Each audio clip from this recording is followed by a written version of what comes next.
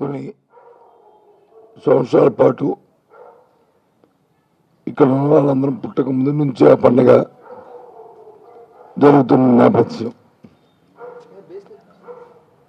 అమ్మవారిని ఈ జిల్లాలో, ఈ ఊరు, ఈ గ్రామంలో, ఇప్పుడు గ్రామం, ఇప్పుడు పట్టణం, ఈ జిల్లాలో, ఈ ప్రాంతంలో అందరూ కూడా ఎలువెల్పుగా అమ్మవారిని మనం కొలుస్తుంటాం. ఆ మా తల్లి, ఆ తల్లి తాలూకా ఆశీస్సులతో ఉండాలని కోరుకుంటాం.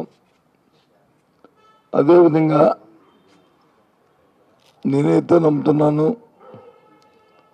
ఎప్పుడు ఆవిడ ఆ అమ్మవారి తాలూకా కరుణాకటాక్షంతో, కృపకతో ఈ ప్రాంతం అంతా కూడా ఏ విధమైన ఇబ్బందులు లేకుండా జరుగుతుంది. వచ్చిన చిన్న వచ్చినప్పటికీ కూడా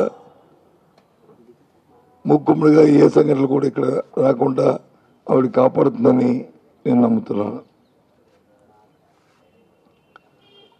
అందుకు ఏ రాజకీయ పార్టీ, ఏ పెద్దలు ఉన్నప్పటికీ కూడా, ఏ విషయంలో ఏ పరాపచ్చులు ఉన్నా సరే, గ్రామదేవత అమ్మవారి ఉత్సవాలు అనేటప్పటికీ ఎవరు కూడా ఏ విధంగా కూడా దాంట్లో ఏ విధమైన రాజకీయాలు కానీ, ఏ విధమైన ద్వంద్వ ప్రమాణాలు కానీ, ద్వంద్వ వైఖరిని కానీ ప్రదర్శించిన ప్రయత్నం చేయరు. ఒకవేళ చేసిన పశ్చాత్తాపంతో దాన్ని వెంటనే సరిదిద్దుకోవడానికి ప్రయత్నం చేస్తారు. కానీ దురదృష్టవశాత్తు ఈ సంవత్సరం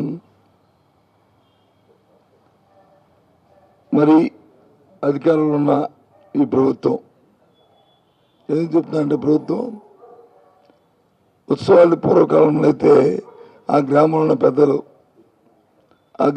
పెద్దలు ఉత్సవాల నుంచి వారి సొంత ఖర్చులతోని, సొంత నిధులతోని, సొంతంగా ఒక ఆలోచనతో, ఒక విధానంతో ఆ కార్యక్రమం చేసేవారు.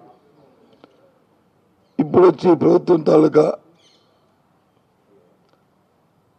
ఇన్వాల్వ్మెంట్తో, ప్రభుత్వం తాలూకా అధికారుల తాలూకా కోణంలో జిల్లా అధికారులు కూడా ఇన్వాల్వ్ అయ్యి ఇంకా పెద్ద ఎత్తున చేయాలని తదుపరి అలా కాలక్రమేణా కాలరూపేణా అది మార్పుతూ వస్తుంది.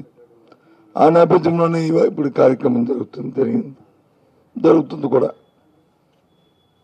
అధికారులు ఉంటాయి. మేము కూడా అధికారంలో 15 సంవత్సరాల మంత్రిగా ఉన్నా, ఇంకో 5 సంవత్సరాలు ఎంపీగా కూడా ఉన్నా. ఎన్నో సంవత్సరాలు దీంట్లో పాల్గొన్నాం, చూసాం, అధికారం చూసాం, మన అధికారం చూసాం. కానీ ఈ ప్రభుత్వంలో ఉన్న అధికారులు కానీ మరి వాళ్ళు ఆ కార్యక్రమాన్ని చేసినప్పుడు ఎందుకు ఆ ప్రమాణాలు పాటించట్లేదో నాకు అర్థం అవ్వలే. ఎందుకు ద్వంద్వైకి చూపెట్టారో అర్థం అవట్లే. అమ్మవారి తాలూకా పండుగ అందరిది కాకుండా ఏ కొందరితో అని, ఏ ఒక్కరి ప్రాపకం కోసమో, ఏ కొందరి ప్రాపకం కోసమో చాలా విడ్డూరంగా ఏ మాట మాట్లాడినా మళ్ళీ ఆ తల్లికి, అమ్మవారికి అపాధ వస్తుందన్న భయంతో నేను మాట్లాడుతున్నాను. ఎందుకంటే అంత దుర్మార్గమైన ఆలోచనలతో ఈ పండుగను జరిపించారు. ద్వంద్వ ప్రమాణాలతో ఈ పండుగను జరిపించారు. ఎంతసేపు ఆర్భాటము తప్ప, ఆర్భాటమే తప్ప, అహంకారమే తప్ప, సాంప్రదాయానికి ఎక్కడ కూడా తావు లేకుండా జరిగిన నేపథ్యం.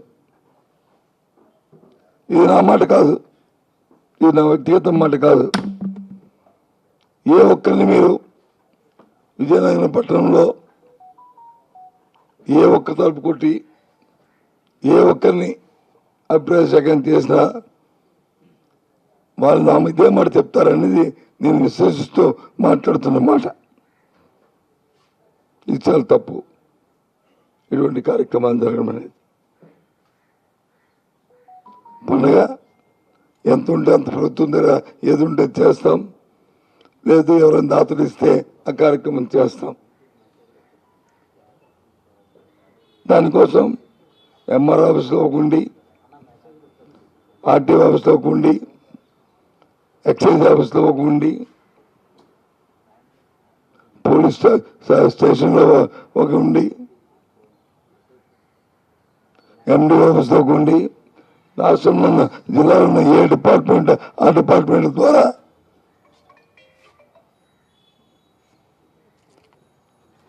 ఎందుకు చేయవలసి వచ్చిందో ఈ శాఖలు నాకు అర్థం అవట్లే.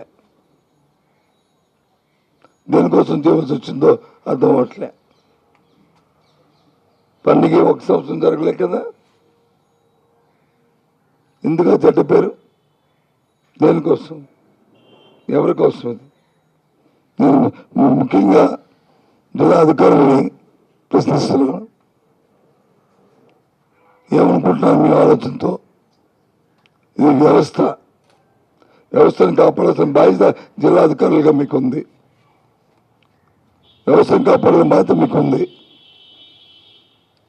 పూర్తిగా మీ తాలూకా వైఫల్యం ఇది, మీ నిర్లక్ష్యత ఈ కార్యక్రమం ఇది. సరే, రాజకీయ నాయకులు వచ్చి వాళ్ళ పాపకాల కోసం, వాళ్ళ గొప్పల కోసం, వాళ్ళ దీనికోసం వాళ్ళు పడుతుంటారు. వాళ్ళ అహంకారాలు, అంభావాలు ఈ పండుగలో చూపించడానికి ప్రయత్నం చేస్తుంటారు. నేను గొప్ప అని.